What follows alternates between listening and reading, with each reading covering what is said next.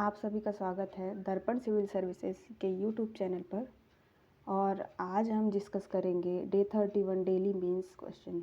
जैसा कि मैंने कल भी बताया था कि दर्पण सिविल सर्विसेज के अंतर्गत 75 days mains answer writing programme चलाया जा रहा है। उसी के अंतर्गत डे बाय डे जो क्वेश्चन आंसर दिए जाते हैं, क्वेश्चंस दिए जाते हैं सुबह 10 बजे और इन्हीं के आंसर दिए जाते हैं शाम को 6 बजे। ये क्वेश्चंस मतलब किस टॉपिक पर दिए जाएंगे इनकी लिस्ट पहले ही दे दी गई थी। और ये क्वेश्चन दर्पण सिविल सर्विसेज के टेलीग्राम चैनल या व्हाट्सएप पर सेंड किए जाते हैं। तो अगर आप इन क्वेश्चनों को लेना चाहते हैं तो टेलीग्राम चैनल को ज्वाइन करें। तो यहाँ से आपको ये क्वेश्चन की PDF मिल जाएगी, है ना। तो हम इन क्वेश्चनों को पहले थोड़ा सा डिस्कस कर लें क्वेश्चंस पर, इसके बाद हम चलते हैं इनके आंसर्स पर। तो क्वेश्चन 3 मार्क्स के क्वेश्चन 5 दिए गए थे और 5 मार्क्स के 3 दिए गए थे और 11 मार्क्स का एक क्वेश्चन दिया गया था ना, जैसे आपको दिख रहा है। तो 3 मार्क्स का पहला क्वेश्चन क्या दिया गया था कि राजा राम मोहन राय के सामाजिक विचारों को लिखिए, पहला क्वेश्चन। दूसरा क्वेश्चन पंडित दीनदयाल उपाध्याय की 3 रचनाओं के नाम लिखिए। तीसरा क्वेश्चन क्या दिया गया था रामकृष्ण मिशन। और चौथा क्वेश्चन स्वामी विवेकानंद द्वारा दिए गए युवा वर्ग के चरित्र निर्माण के 5 सूत्रों को बताएं।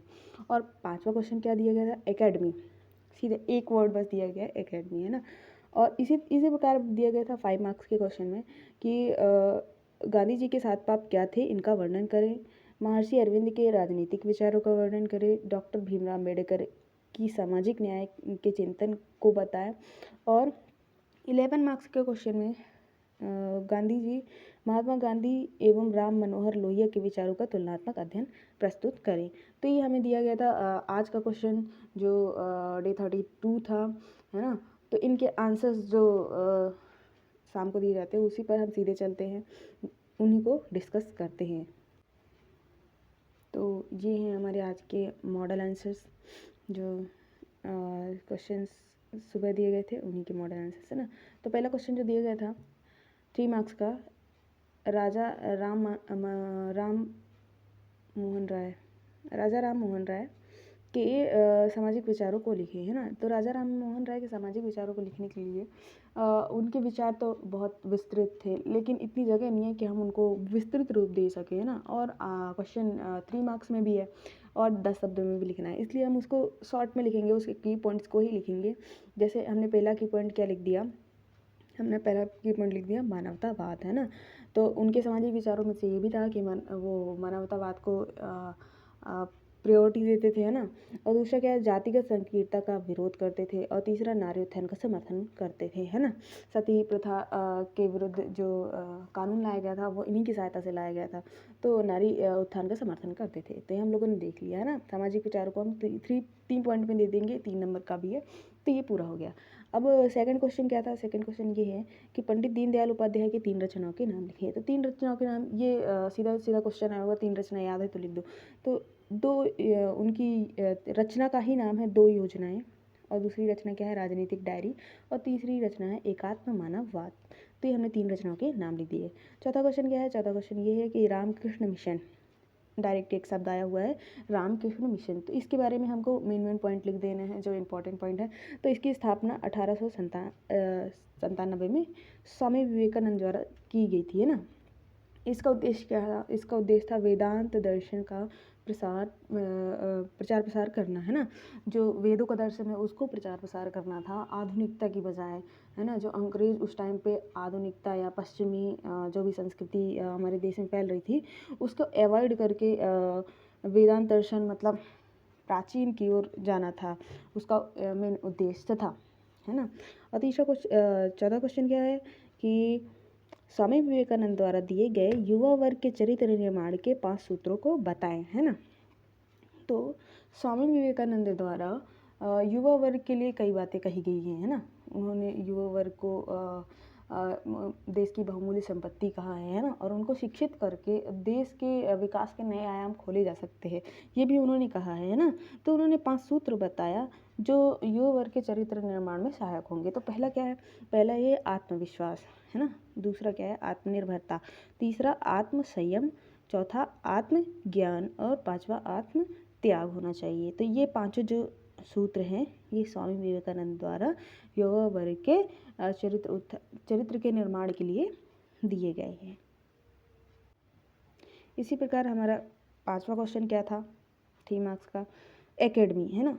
तो ये एकेडमी वैसी एकेडमी नहीं है कि साहित्य एकेडमी, ये एकेडमी ये नहीं है। ये है एथेंस में स्थित एक खेल, व्यायाम, शिक्षा एवं चिकित्सा का केंद्र था, है ना। प्राचीन समय में जब प्लेटो, इसकी स्थापना प्लेटो द्वारा की गई है। तो प्लेटो द्वारा स्थापना की गई किस लिए, कि ताकि यह खेल, व्यायाम, शिक्षा और चिकित्सा का केंद्र था। जैसे कि आज के समय में स्कूल होते हैं, वैसे ही उस टाइम पे एकेडमी की स्थापना प्लेटो द्वारा की गई थी, है ना। लेकिन ये सभी के लिए था, हर वर्ग के लोगों के लिए था। तो एकेडमी ये प्लेटो की संस्था थी, जो उसी के द्वारा निर्मित की गई थी। अब आगे 5 मार्क्स का जो पहला क्वेश्चन दिया गया था, गांधी जी के 7 पाप क्या थे, इनका वर्णन करें। तो हमने लिखा 7 पाप की अवधारणा गांधी जी ने कहाँ से दी, है ना। तो गांधी जी का ही इसी जो सिद्धांत था, साध्य एवं साधन की पवित्रता, है ना। उन्होंने पवित्र साध्य साधन का सिद्धांत दिया था, है ना। उन्हीं के आधार पर उन्होंने 7 पाप दिए हैं, ना। उन्होंने ये बोला कि साध्य वो होता है जो हमारा मुख्य लक्ष्य होता है, और साधन वो होता है जो मुख्य लक्ष्य को प्राप्त करने के लिए जिस मार्ग का हम उपयोग करते हैं उसे साधन कहते हैं, ना।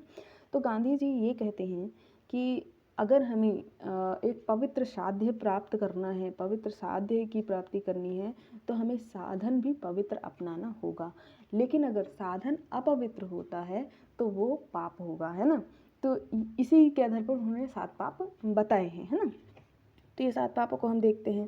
तो गांधी जी ने पवित्र साध्य साधन का सिद्धांत दिया है, जिसमें यदि साध्य की प्राप्ति हेतु निम्न साधनों का प्रयोग किया जाता है तो वह पाप होगा, है ना। अगर गलत साधन का उपयोग किया जाता है तो वो साध्य भी गलत ही होगा, अपवित्र होगा या फिर पाप होगा, है ना।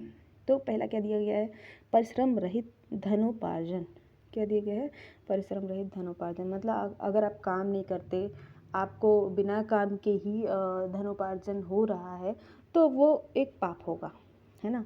दूसरा उन्होंने पाप दिया क्या है, सिद्धांत रहित राजनीति। अगर राजनीति में कोई सिद्धांत नहीं है, है ना, तो वो एक पाप होगा, है ना।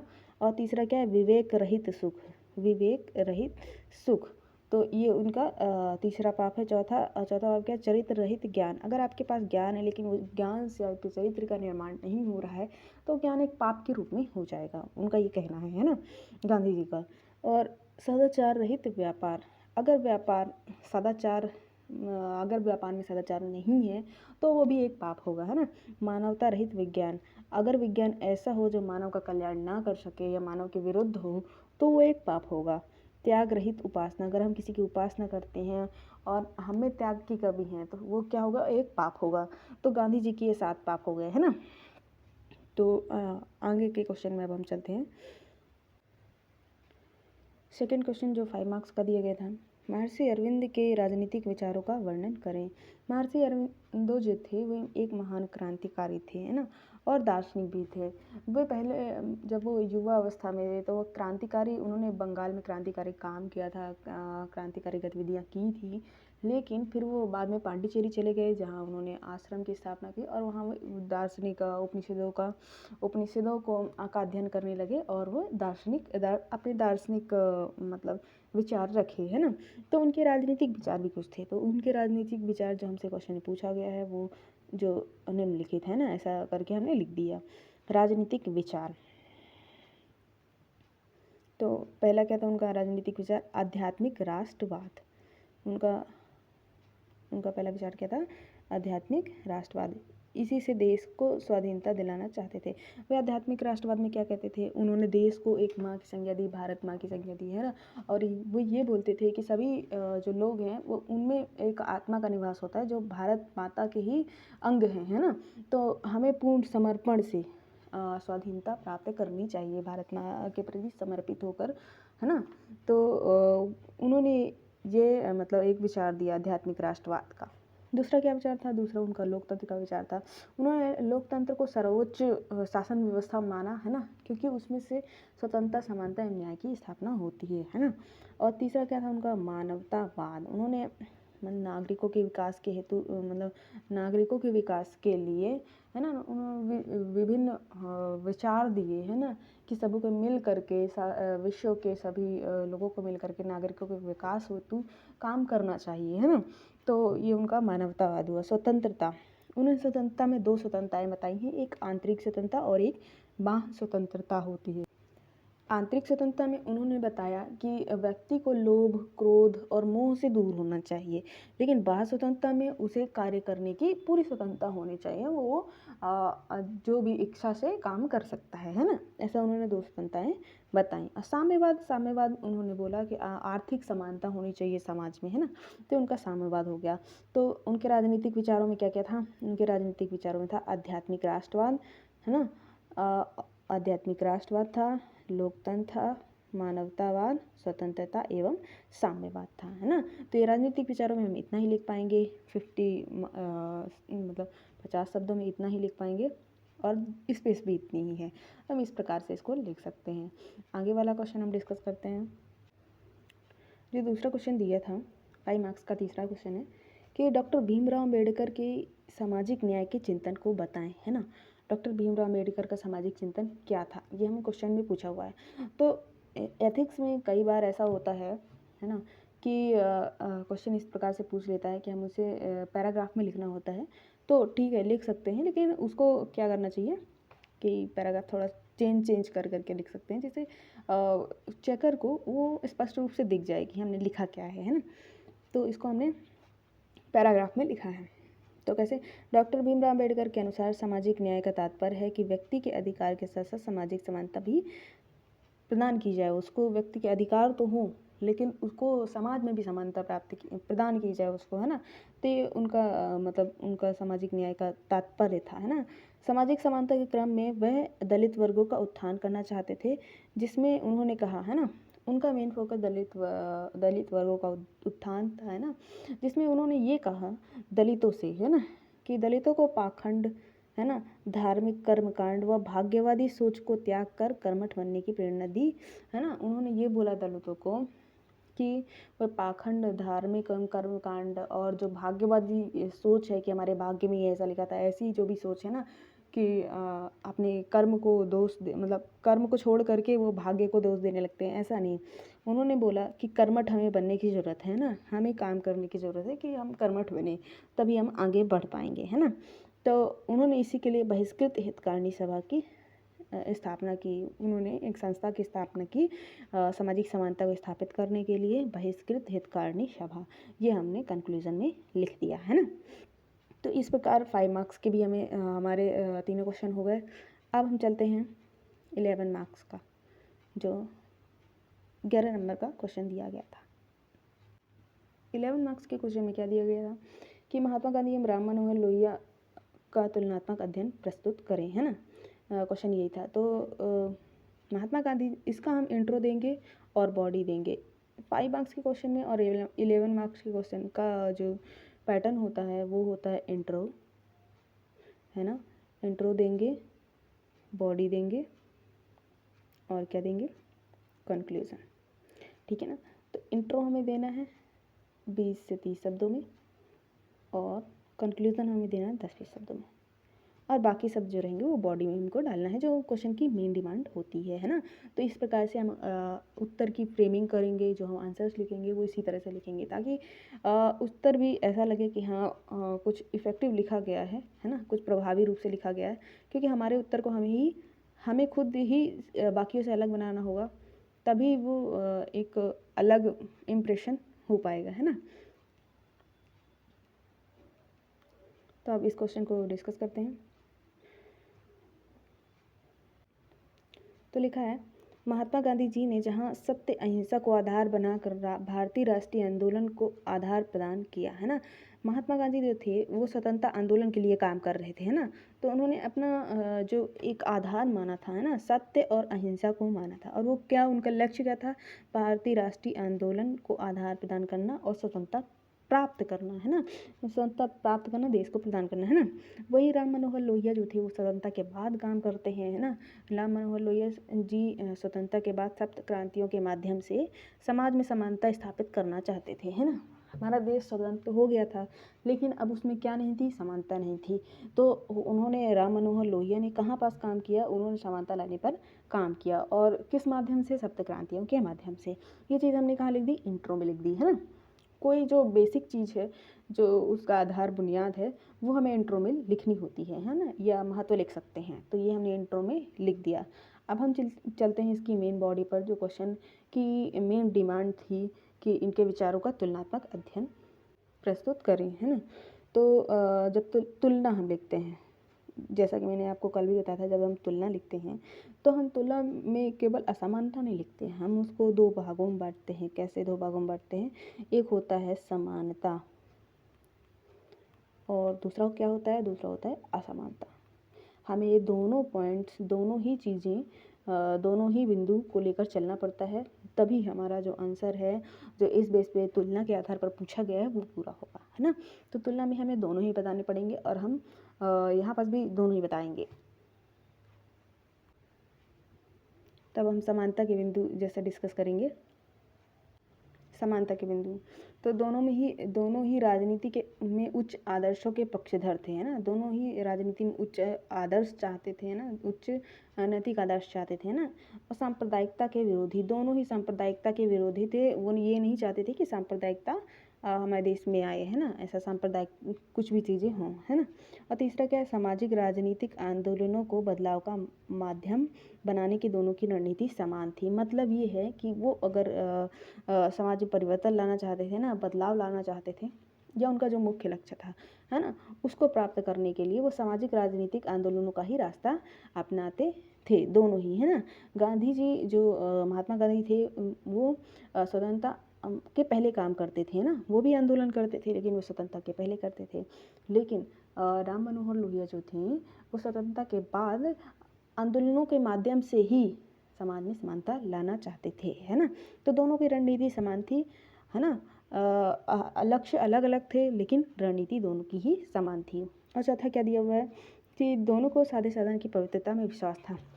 साधे साधन की पवित्रता, साधे मतलब होता है जो हमारा मुख्य लक्ष्य है, जो हमारा अंतिम लक्ष्य है ना। और साधन उस अंतिम लक्ष्य को प्राप्त करने के लिए जो हम मार्ग अपनाते हैं, उसे साधन कहते हैं।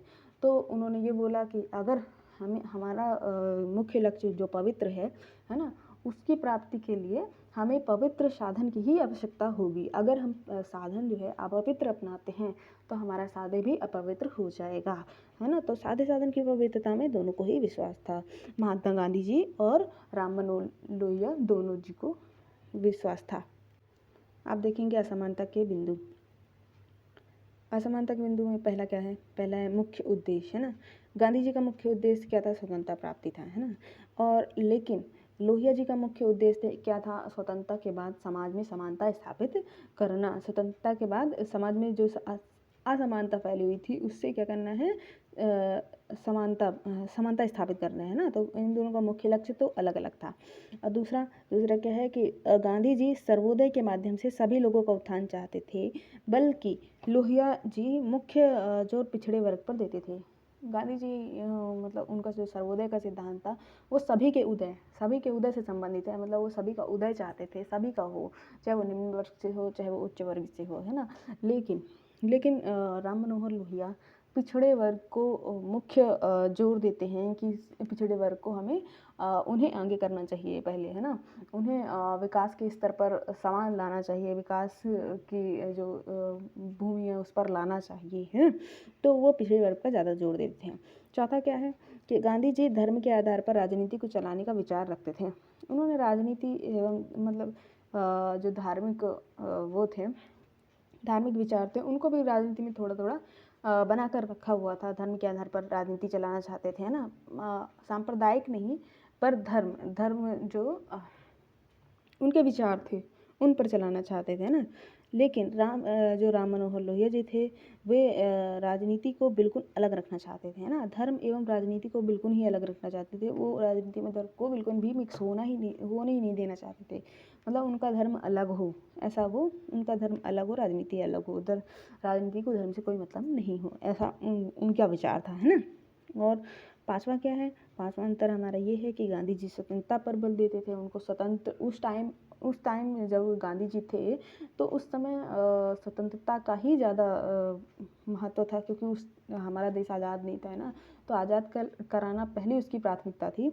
जबकि राम मनोहर लोहिया स्वतंत्रता के बाद थे। उन्होंने जो आज़ादी के बाद जब असमानता जो उस समय का मेन मुद्दा था, मुख्य मुद्दा था कि असमानता जो फैली हुई है, तो उसे समानता, वो सामाजिक समानता पर बल देते थे, समानता लाना चाहते थे, है ना।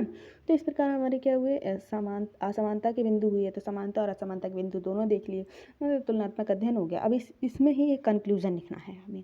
तो कंक्लूजन क्या लिखा हुआ है, इस प्रकार दोनों ही अपने उद्देश्यों को लेकर एक आदर्श समाज, आदर्श राष्ट्र की स्थापना करने के लिए जीवन पर्यंत क्रियाशील रहे। मतलब दोनों ही वो अपने अपने उद्देश्य को लेकर के एक आदर्श समाज की स्थापना के लिए, एक आदर्श राष्ट्र की स्थापना के लिए जीवन पर्यंत उसमें क्रियाशील रहे, है ना।